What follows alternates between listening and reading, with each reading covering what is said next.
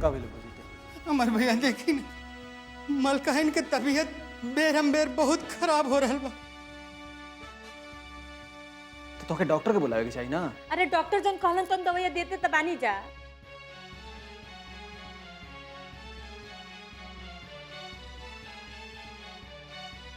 का बताइए हमार भैया, बढ़ के मलकाइन की जब से कन्हैया भैया आयल बढ़ल ना, परेशान के करते लोग। नमामि विघ्नेश्वर पाद। ई का होता? यह पूजा के बाद तहरा पति पत्नी बन के रहे के बाटे। ना, ई नहीं हो सकत। हम ई पूजा पे ना बैठ सकेला।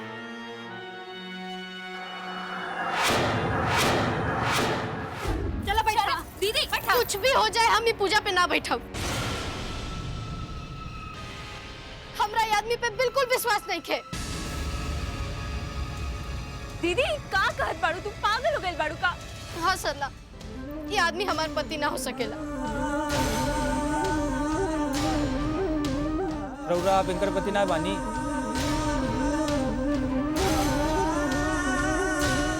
इनकर तबीयत खराब है, वही सब बकबक कर ले भाई। वो पूजा शुरू करी। अरे दीदी पागल बाड़ू का? चलो बैठा दीदी, चल। अरे दुल्हन, तू ऐसे काहे करता रू? अरे हमरा बेटा से तू ऐसा दुश्मनी काहे निभावत रू? अरे ये तो तहार ऊ पति रहन जेकरा के दिन रात तू पूजा करत रहो। अब तू ओकरे अनादर करत रू। बाबूजी, रउआ हमार बात के विश्वास करी। ये आदमी हमार पति ना हो सकेला।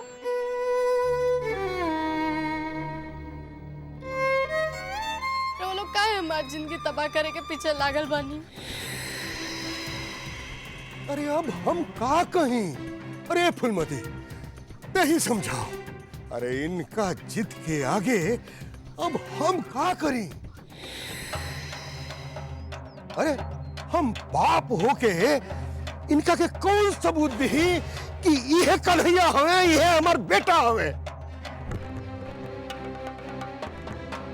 अरे कैसन नौटंकी कर रहल बाड़ू? तारा बुझा तो नहीं के? देखा त कन्हैया कन्हैया ऊपर से नीचे तक देखा।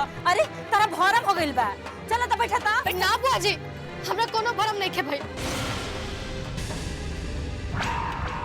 हमरा पूरा विश्वास बा कि हमार पति ना हो, कोनो बहरूपिया हो। अरे बहरूपिया हमनी के चुड़ैले बानी जा। अब बैठा जा द दीदी, बैठा त। तू पगला गइल बाड़ू का दीदी? ई जीजा जी हवन। पहले तो जीजा जी के आहट से तू उनके पहचान लेत रहलू, और आज जीजा जी सामने बैठल बाड़न तो उनके पहचाने से इनकार करत अड़ू। ये तो हम कहते नहीं सरला, हमार विश्वास करे ये आदमी हमार पति ना हो। एकरा खातिर हमरा मन में कोनो आदर नहीं खे आवत। दीदी हो सकेला कि जीजा जी इतना दिन से साथ में ना रहले ना, यही से तो के ऐसन लागता। ना सरला, नहीं के हो सकत।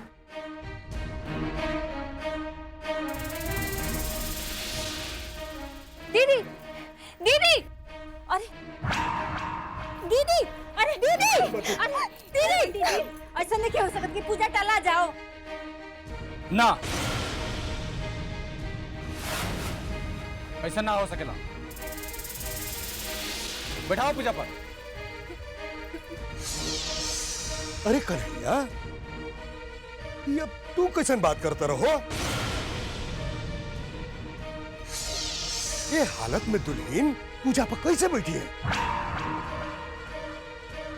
हाँ जीजा जी, दीदी तो मंत्रों ना पढ़ सकी। फिक्र मत करा, उनका जगह पर मंत्र उच्चारण हम कर लेंगे। पंडित जी, वो पूजा शुरू करी। जजमान, ये धर्म का विरोध है। पंडित जी, तो हमरा के शास्त्र मत सिखाई। और काम बा मंत्र पढ़ल, मंत्र पढ़ी। मंत्री बन के भाषण मत दी। तो काम शुरू करते हैं कि दूसरा पंडित बुलाएं हम? ठीक आप दोनों जो ने बैठ के पूजा चालू करें। चला दुल्हन चला संभार ला अपने संभारा दीदी चला बैठा गणानान्त्वा गणपतिगुं हवामहे प्रियारान्त्वा प्रियपतिगुं हवामहे निधिनान्त्वा निधिपतिगुं हवामहे वसो ममया हमजानि गर्भदमा त्वमजासि गर्भदम्मा श्रीचते लक्ष्मी च पत्न्यां बहोरात्रे पार्श्वे नक्षत्राणि रूपमस्मिनौ त्वमजासि गर्भदम्मा श्रीचते लक्ष्मी च पत्न्यां बहोरात्रे पार्श्वे नक्षत्राणि रूपमस्मिनौ व्यातम्मा।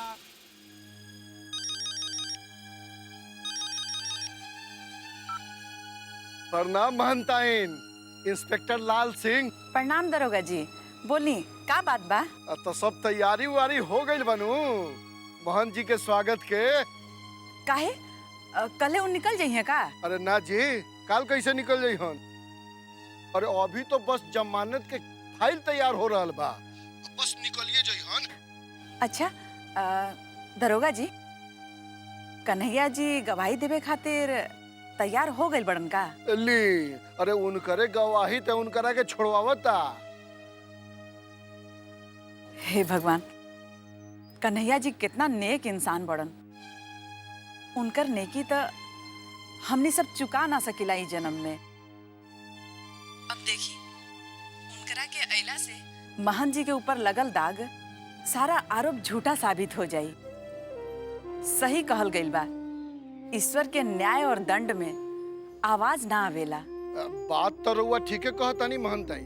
हाँ दरोगा जी, अब सब सही हो जाई। भगवान के लाख लाख शुक्र बा।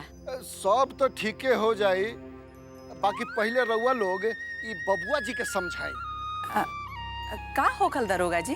अरे आजकल वो बहुत उदंड हो गई बाड़न, तनी उनकरा के काबू में रखी। ऐसन का कर देलन बबुआ जी? अब देखी ना, वकील साहब काले से उनकर इंतजार करत तारे, आई भाई साहब अभी तक उनका के पैसा ना देले। रउआ लोग का चाहता नहीं, जीतल केस हार जाल जाओ? ना ना दरोगा जी, ऐसन तो ना होखी। का बात बा कि अभी बबुआ जी तो हमरा दिखाई ना पड़ले बड़न बहुत दिन से, लेकिन वो जैसे ही हम उनकरा के बोलब कि वो रउआ के फोन करी। ठीक बा।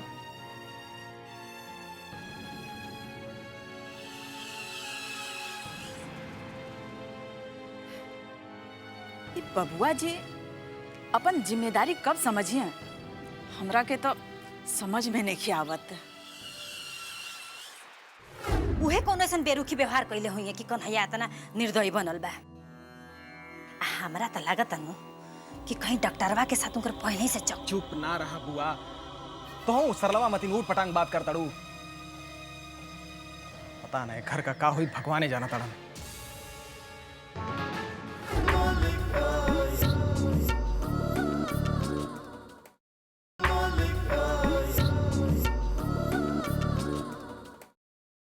अरे ई कुल देखे तो हमर तो दिलवे दहल गइल है। ए दादा बताओ, दुल्हन के बेहोशी के हालत रहला आ कन्हैया उनकरा के पूजा पर बैठा देला सा।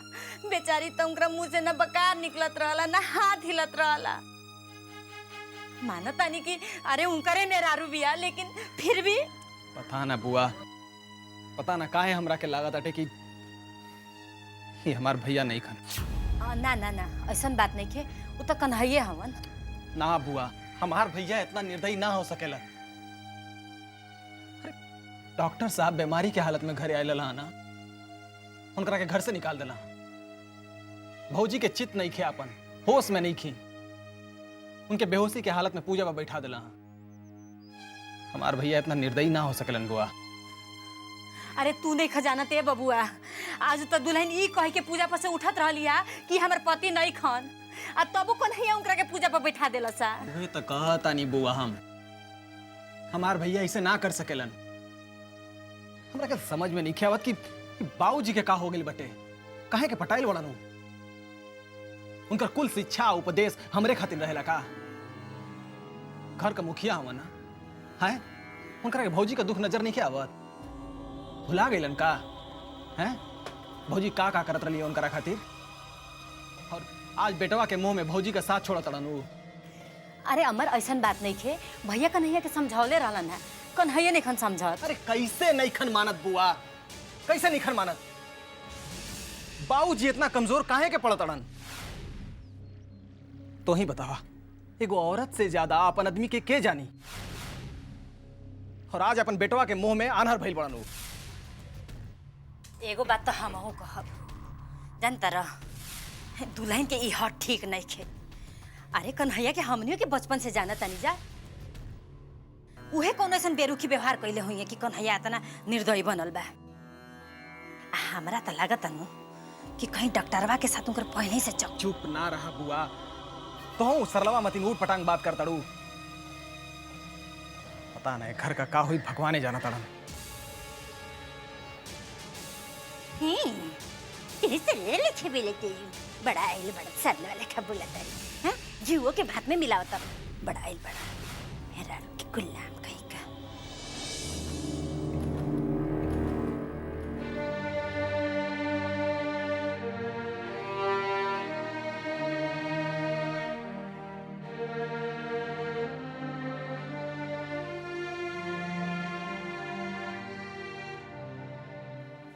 अब दुल्हन के तबीयत कैसन बा?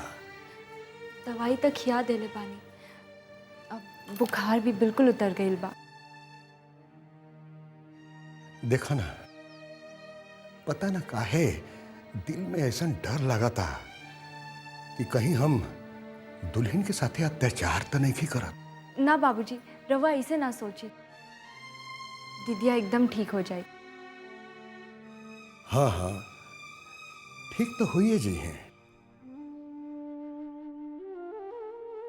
लेकिन पता ना हमारा मन में कुछ समझ में नहीं आवत कि हम का करी। बाबूजी, कोनो पति अपना पत्नी से इतना प्यार करेला, अब पत्नी ओकरा साथ ठीक से व्यवहार ना करे तो पति के व्यवहार रूखा ना हो जाए। शायद तू ठीक कहा था। देखी ना रउआ, दीदिया के व्यवहार जीजा जी के प्रति कितना रूखा बा। हाँ दुल्हन, देखा तनी, बाकी बड़की दुल्हन ऐसे काहे कर तरी? सीधा बात बा बाबूजी, हमनी के दीदिया के ब्याह डॉक्टर बाबू से तय कर देनी, और दीदिया भी डॉक्टर साहब के पूरा तरह से अपना मान ले रहली। अब बीच में अचानक से जीजा जी के अइला से दीदिया के हालत मानो काटा तक खून नाही जैसे हो गई। वो अपना के जीजा जी के गुनहगार समझत रही। अब सामने से चोरी पकड़ल जाए तो आदमी के मुंह दिखाए के लायक बची का? हाँ दुल्हन, ठीक कहा तरु तू, इहो हो सकेला। यह बात बा बाबूजी, रउआ चिंता ना करी। हाँ, जीजा जी शुभ मुहूर्त में पूजा करवा के कौनो गलती ना कैले बाड़न। हाँ दुल्हन, ये तो ठीक हो जाइए, बाकी समय समय पर दवाई खिलावत रहिए। जी बाबूजी। देखा, काल हम गाड़ी के व्यवस्था करत नहीं, इनका के शहर ले जा करके बढ़िया डॉक्टर से इनकर चेकअप करवा दिल जाए। जी बाबूजी। अच्छा तो हम चलत नहीं। जी बाबूजी।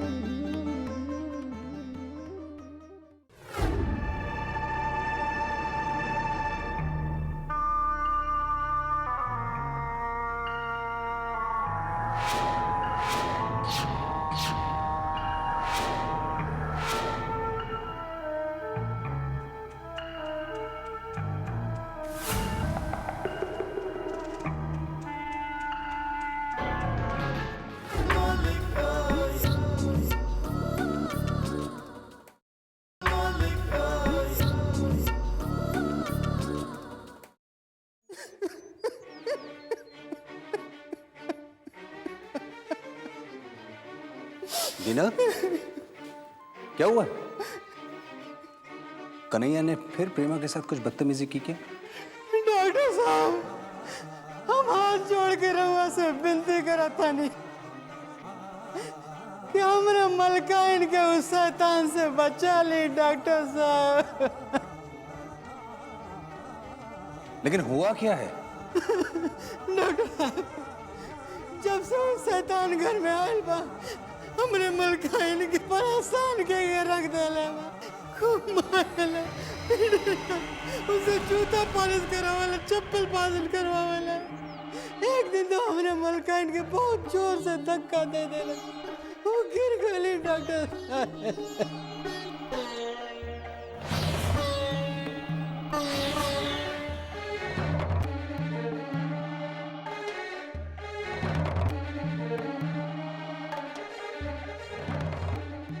डोमेस्टिक वायलेंस का केस है। मुझे समझ नहीं आ रहा कि रामजम चाचा को हुआ क्या है। बाबूजी तो सटिया गए बने डॉक्टर साहब, और शैतान बाबूजी के भी अपने बस में कह ले बा। आज रात पता ना का होगी, हमरा के तो बहुत डर लग रहा बा डॉक्टर साहब। अब रहुए कुछ कर सकी न, हमरे मलकाइन के बचा ली डॉक्टर साहब। सब ठीक हो जाएगा, सब ठीक हो जाएगा।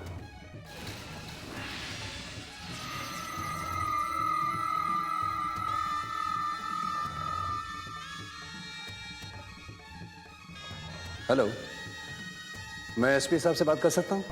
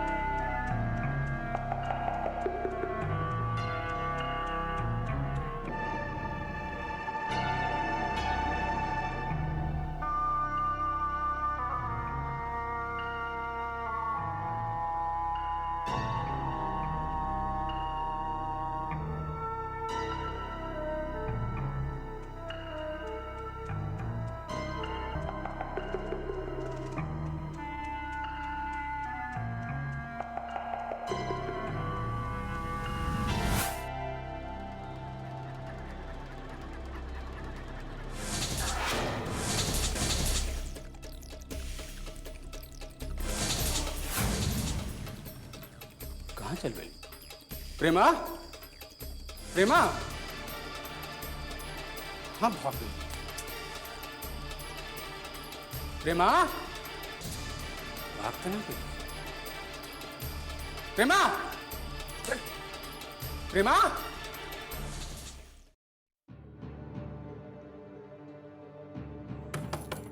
डॉक्टर साहब,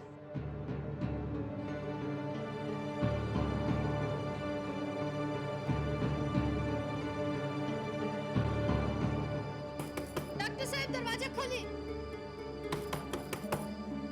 डॉक्टर साहब,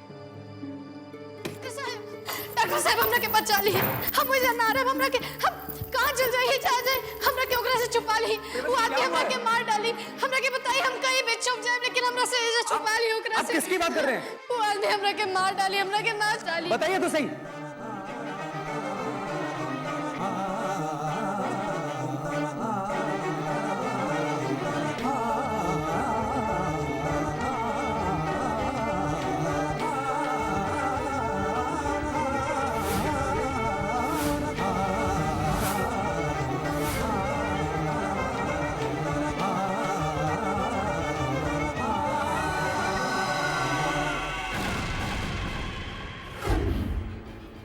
पता ना कहाँ भाग गए ससुरी।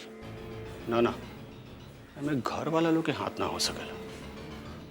वो लोग तो हमरा मुट्ठी में बा। अब बाबूजी बाबूजी के मुंह हमरा के बेटा बेटा कहत थकत नहीं के, लेकिन डर ये बात के बा कि ससुरी कहीं मर मरा ना गई लोग है। आज जौन फोन करे के बोली हम करब, तू उन्हें से फोन मत करिए। का है कि इन्हें बहुत लोग चालाक बनने की कोशिश भी करता, समझ गिला। चलो फोन रखो।